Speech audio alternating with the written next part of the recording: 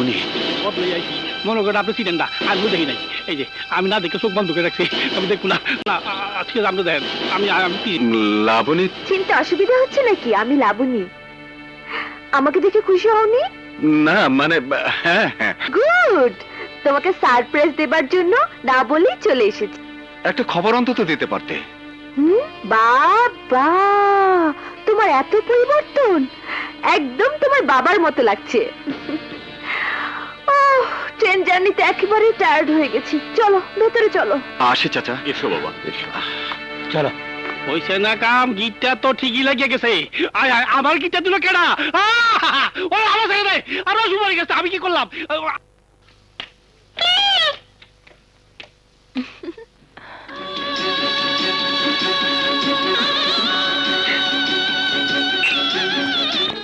জি, কিন্তু তুমি এই বাড়িতে কেন? ও বুঝেছি, ওদের জন্য তালপাতার বাঁশি নিয়ে এসেছো। এবার তোমার বানানো বাঁশি আমি শহরে নিয়ে যাব। আরে লাবণী, তুমি? ভাবি, ভাবি তুমি কখন এসেছো? এই তো। এভাবে খবর না দিয়ে কেউ আসে? অবাক হয়েছে তাই না? এটাই তো আমি চেয়েছিলাম। ভাবি, তোমার দেবরকে ভালো করে বকি দিও।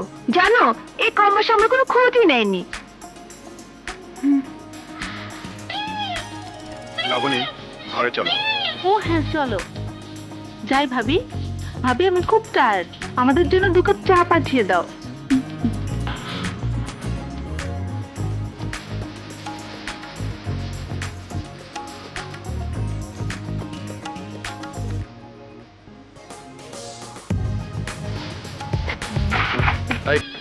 কি ব্যাপার, দরজা বন্ধ করলে কেন?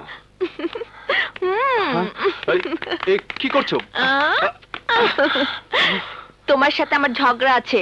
আগে বলো, তুমি আমাকে কেন এতদিন চিঠি দাওনি? তুমি জানো, তোমার কোনো খবর না পেয়ে আমার কি অবস্থা। কতদিন তোমার আদর পাইনি। তোমার জন্য আমি শাড়ি পরে শিখেছি।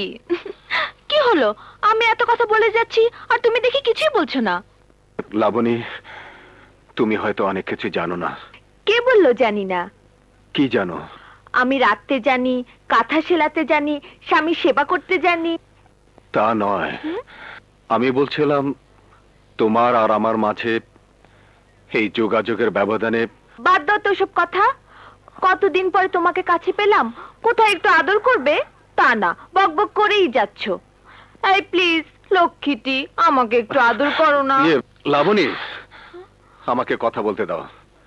তোমার জানা উচিত আমি আর সেই আগের সেলিম নেই। অবশ্যই, আগে তুমি ছিলে বাবার ছেলে, ছোট্ট সোনামণি, আর এখন তুমি আমার, শুধু আমার। ওহ সেলিম, তুমি এমন করছো কেন?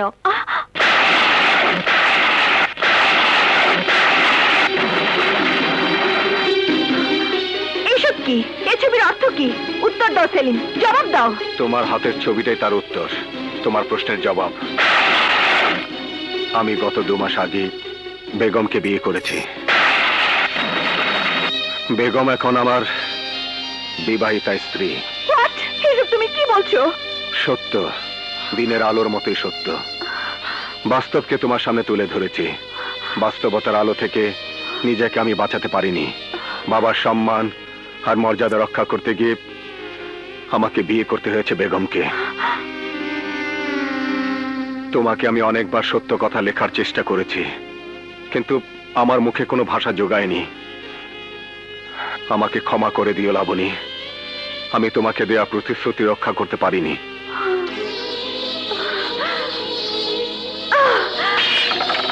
ইউ লায়ার, স্কাউন্ড্রেল, ফ্রড, মিথ্যাবাদী, তুমি কেন আমাকে নিয়ে নাটক করলে? কেন আমাকে মিথ্যে প্রতিশ্রুতিতে ভুলিয়ে আমার সাথে ছলনা করলে? কেন? কি ছিল না আমার মধ্যে কিসের অভাব ছিল?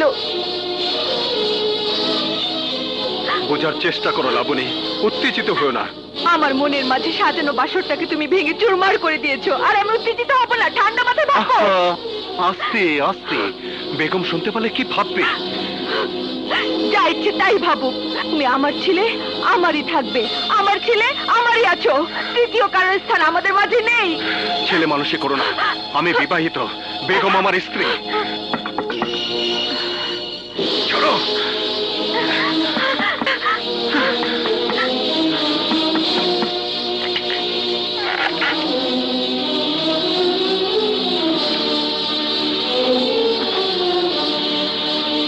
তোকে আমি মেরে ফেলবো, শুধু তোর জন্য আজ আমি আমার সেলিমকে হারালাম।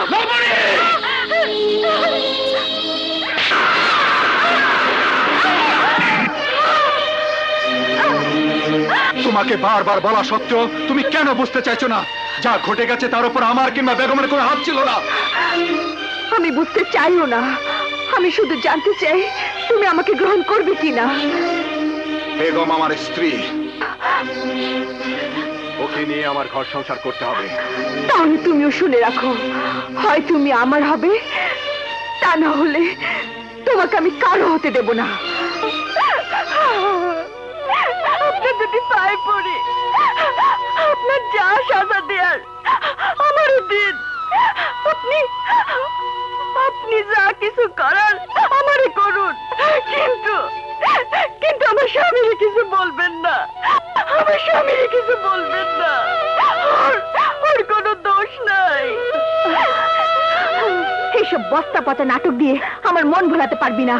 আমার সেলিমকে তুই আমার কাছ থেকে কেড়ে নিয়েছিস, এই শাস্তি তোকে পেতেই হবে। রমণী, বেরিয়ে যাও, বেরিয়ে যাও আমার বাড়ি থেকে। বেঈমান, বিশ্বাসঘাতক, তুমি আমার ভালোবাসার সাথে বেঈমানি করেছো, আমার সাথে বিশ্বাসঘাতকতা করেছো। যাবার আগে তোমাকে শেষ কথা বলে যাই, যতদিন আমি এই পৃথিবীতে বেঁচে থাকবো ততদিন আমি তোমাকে ভুলতে পারবো না, আমি তোমাকে ভুলতে পারবো না, আমি তোমাকে ভুলতে পারবো না।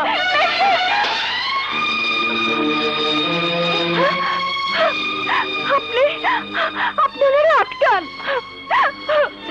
আমি আপনার থেকে পায়ে পড়ি, আপনি ওনারা যেতে দিবেন না। উনি আপনারে খুব ভালোবাসে, আর আপনি ওনার ভালোবাসারে এভাবে পায়ে ঠেলে দেবেন না। আর আমি তো গ্রামের এক সাধারণ ডাক পিয়নের মেয়ে। আমি সারা জীবন আপনার দাসী হয়ে থাকবো, তবু ওনারে আপনি বিয়ে করুন। বেগম, কোন পুরুষ আমাদের বংশে একবার বিয়ে করলে স্ত্রী বেঁচে থাকতে আর দ্বিতীয় বিয়ে করে না।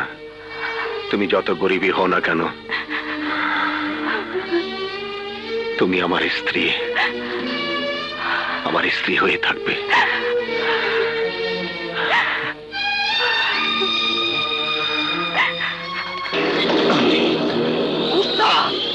মাল তো ওইটা। কোথায় যাচ্ছে সুন্দরী? ও তোমারে ধোকা দিয়েছে, আমরা ধোকা দেব না।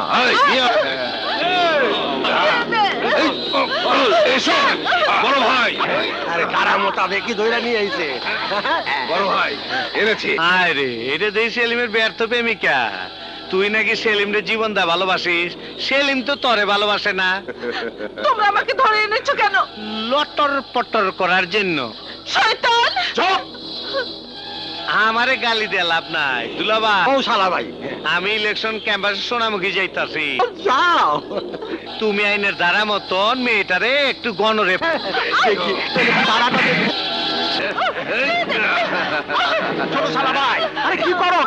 দুলা ভাই বহুত দিনের শখ, আজ পাইছি। আরে রাখো, এই রাখো, যা করার এই ধারা মোতাবেক করতে হইব। রাখো তোমার ধারা। আরে ধারা মোতাবেক করতে হইব। এই ওঠো, ধারার কথা শোনো। এই 300 একের 302 ধারে ফালাবো। ছোট শালা ভাই, আয়ো 50-50, হ্যাঁ? তুমি কোন দিক নিবা? হ্যাঁ? আরে রাখো তোমার 50-50, আমি পুরা গাইলাম। ওই এই ছাগল নাকি? সামনে সামনে। আরে এটা তো দেখি খুব ভালো। এই ফালাও। কি করতেছ? আমি ধারা মোতাবেক কাপড় খুলি। দাঁড়াও, কাপড় খোলো ধারা মোতাবেক। বাতাস করি।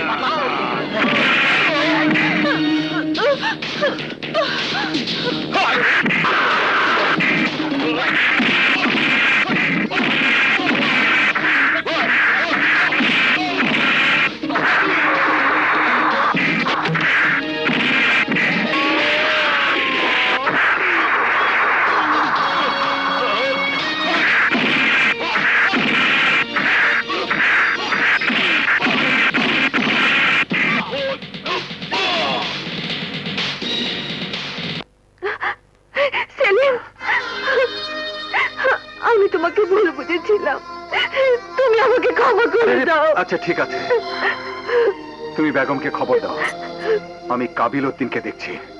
যাও। সালাম আলাইকুম আবুল চাচা। ওয়ালাইকুম আসসালাম।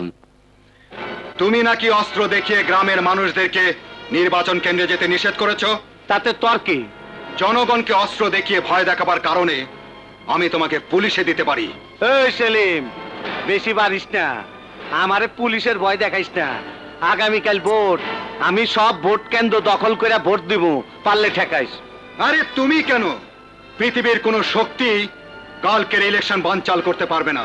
তুই বাধা দিবার আইলে তোর লাশ ফালাই দিব। তোদের মতো সন্ত্রাসীদের ভয়ে আমি কেন? আমার মতো কোনো দেশপ্রেমিকই ভয় করবে না। কালই হবে তোর সাথে আমার শেষ বোঝাপড়া। আবে যা, পারলে ঠেকাইস, যা। আসুন আপনারা। সবই তো বুঝলাম, কিন্তু আমাদের মধ্যে কারো যদি কিছু হয় তাহলে আমাকে বউ ছেলে মেয়েদের কি হবে? কে তাদের খাওয়াবে? না বাবা, আমি ওসবের মধ্যে নাই। এইটাই আপনাদের কৃতজ্ঞতা? যে লোকটার চোখে দিন রাত এই গ্রামটাকে শুধু উন্নতি করার স্বপ্ন, তাকে আপনারা এই দাম দিচ্ছেন? বলুন বলুন, গ্রামকে ভালোবেসে যার বাবা খুন হয়েছে তার এই মূল্যায়ন? সত্যি তো, আপনারা কেন জীবনের ঝুঁকি নেবেন বলুন? সেলিম মরলে মরুক, তাতে কার কি, কার কি তাতে? কিন্তু আপনারা সবাই শুনুন, সেলিম যদি নির্বাচনে হেরে যায় তাহলে 100 বছর পিছিয়ে যাবে এই গ্রাম। এই গ্রাম অন্ধকারে ঢেকে যাবে, কাবিলের অত্যাচারে ছেয়ে যাবে সারা গ্রাম। তখন তখন কি করবেন আপনারা বলুন? কাবিল উদ্দিন আপনার ছেলেকে স্মাগলার বানাবে, আপনার মেয়েকে জোর করে ধরে নিয়ে বিয়ে করবে। যখন কাবিল আলী আপনার বোনের ইজ্জত নিয়ে ছিনিমিনি খেলবে, তখন আপনাদের কে বাঁচাবে বলুন? কে বাঁচাবে? আজ সেলিম আপনাদের মঙ্গলের জন্য তার নিজের জীবনের পরোয়া না করে কাবিল আলীর সাথে যুদ্ধ ঘোষণা করেছে। যে লোক আপনাদের জন্য নিজের জীবন বাজি রেখেছে, আর আপনারা তাকে সহযোগিতা করতে চান না। আপনারা যদি সেলিমকে ভোট না দেন তাহলে আপনাদের এই গ্রামে থাকার কোনো অধিকার নেই। কাবিল উদ্দিনের হাতে মরাচ্ছে এই গ্রাম ছেড়ে চলে যাওয়া অনেক অনেক ভালো। আপনাদের সবার গলায় দড়ি দিয়ে আত্মহত্যা করা উচিত। আপনারা কাপুরুষ, আপনারা ভীরু, আপনারা মানুষ নামের কলঙ্ক, মানুষ নামের কলঙ্ক। সেলিম ভাই যেখানে, সেলিম ভাই যেখানে, সেলিম ভাই সেলিম। আপনারা সবাই শুনুন, আমরা যদি সবাই একসাথে ভোট কেন্দ্রে যাই তাহলে সেলিমের কেউ কোনো ক্ষতি করতে পারবে না, কেউ না।